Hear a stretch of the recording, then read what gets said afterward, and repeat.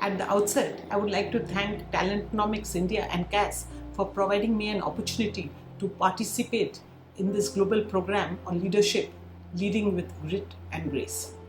Talentnomics India and CAS are doing an appreciable job in guiding and mentoring, thus ensuring availability of well-groomed pool of women to take up leadership roles in their area of influence, whether society or in corporates.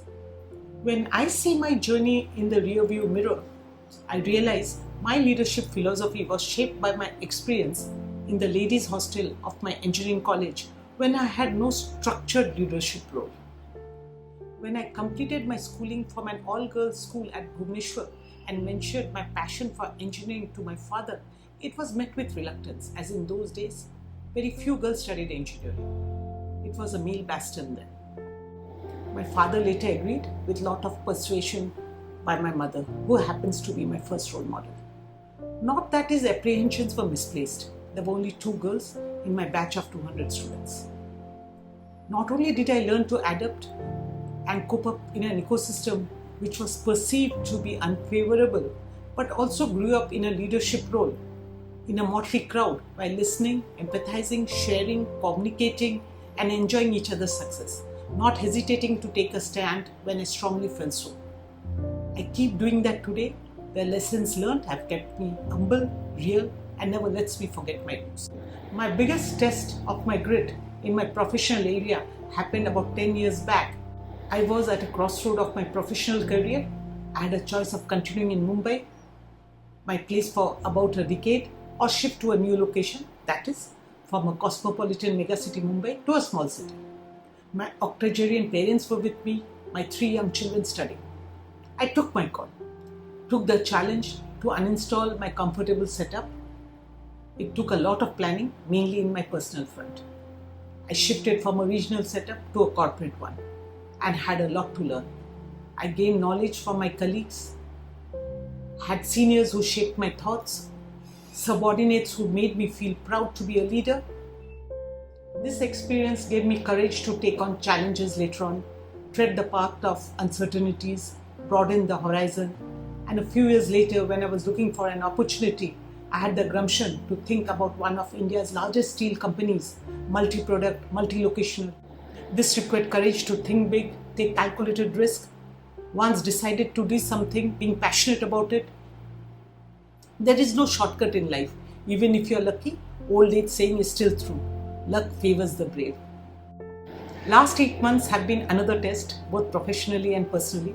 There has been a choice between drowning in the gloom or riding over the gloom. Ours being a continuous production unit, we continued with the production, albeit in a lower scale. Labor and logistic issues were crucial. We planned on a daily basis and we succeeded. This situation reaffirmed certain valuable leadership lessons. It is people within who find solutions. They need a purpose, motivation, and challenge.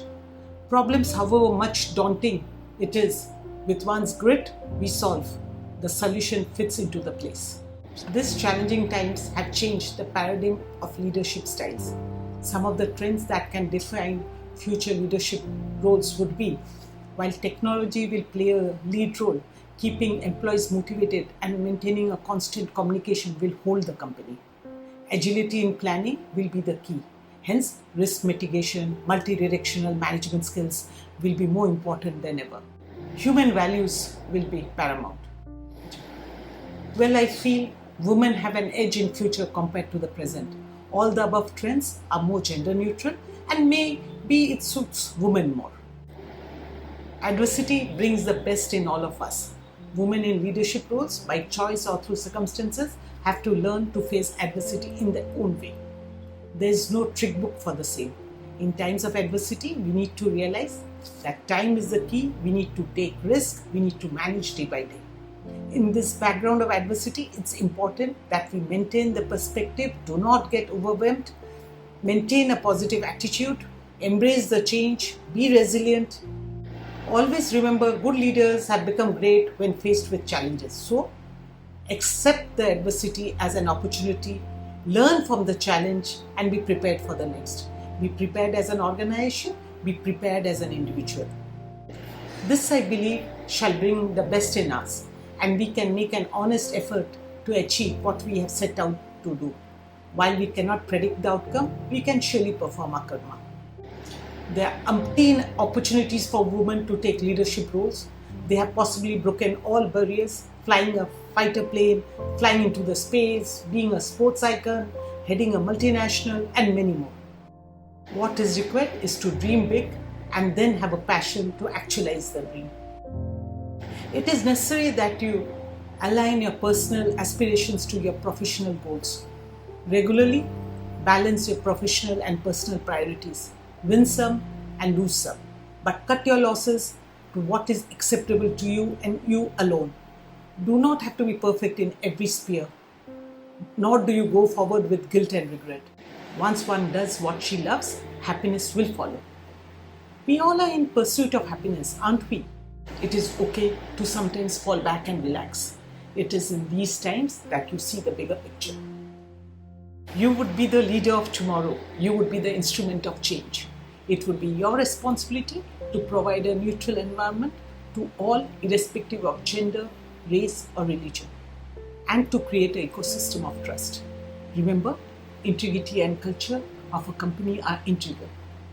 So, thank you and best wishes.